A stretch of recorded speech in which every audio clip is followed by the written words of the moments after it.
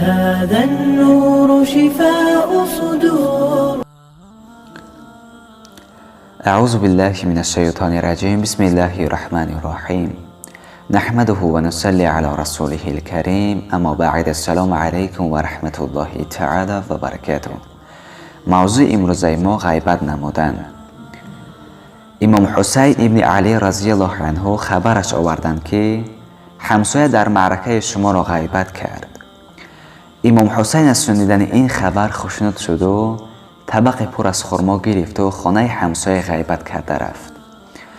در را کوفت. وقتی که همسایش در را کوفت شد، دید که امام حسین هست. گفت: ای نبیره رسول خدا صلی الله علیه و سلم، خوش آمده، بیا مرحمت به خانه درآ. امام حسین گفت: نه، من خانه شما نمی درایم، مگر من شنیدم که امروز آن مقدار حسناتی که شما داشته اید همش را بر من دادی. من هم نیز بر عوض نیکی شما نیکی میکنم. مرحمت بگیر، این طبق خرما را قبول کن. اگر چند که نیکی من بر نیکی شما کم باشد قبولش بدار. شخصی که اگر شخصی را غیبت میکند، خداوند نیکی های او را میگیرد و در نامه شخصی که غیبت داشته است در آن نامه اعمال او میپرتوید و بدی های او را گرفته به اعمال شخص غیبت کننده میپرتوید. دوستان، از این دیگر بهترین تحفه در زندگی ما بهر ما نیست. خوش بر حال آنهایی که میشنوند که او را غیبت دارند در معرکه. غیبت کنید، حال ما خوش می شود، بدی های ما کم می شود و نیکی های ما زیاد می شود. غیبت نمودن برادر مسلمان حرام است. از ابو هریره رضی الله عنه روایت شده است که رسول خدا صلی الله علیه و سلم فرمود: آیا می دانید که غیبت چیست؟ گفتند: خداوند و رسولش داناتر است. آن حضرت صلی الله علیه و سلم فرمود: برادرت را با آنچه که از آن خوشش نمی آید یادآور شوی. مرد گفت: هرگاهی که برادرم آنچه که میگویم باشد چی می شود؟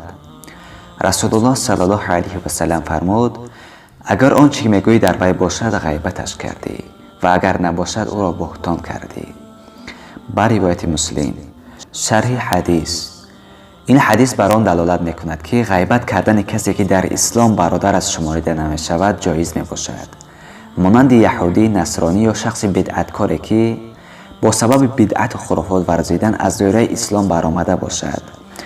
آمدن کلمه برادر در این حدیث به این نقطه اشاره می‌گردد که بهترین کاری که تو بر جای غیبت کردن برادرت باید انجام بدهی این است که خطا و لغزش او را بپوشانی، عیبش را بپوشانی.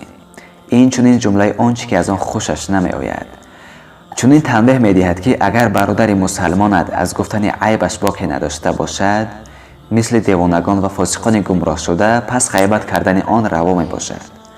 حرام گناه بودن غیبت و بهتان از دیدگاه شریعت واضح بوده، تمام علما و دانشمندان اسلام بر معصیت بودنش اتفاق دارند.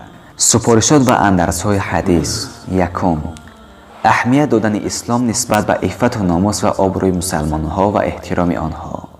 دوم، حرام بودن غیبت یعنی یادآور شدن عیب برادرت که فاش شدن آن عیب را بد می‌بیند.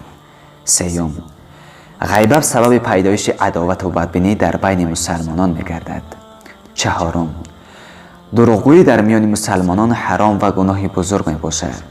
پنجم، یادآور شدن عیب‌ها اگر چند در انسان هم باشد غیبت شمارده می‌شود. ششم، باید برادر مسلمان را به کارهای و عادت‌هایی که از آن خوشش می‌آید یادآور شویم. این بود معلومات مختصر درباره غیبت. السلام علیکم و رحمت الله و برکاته.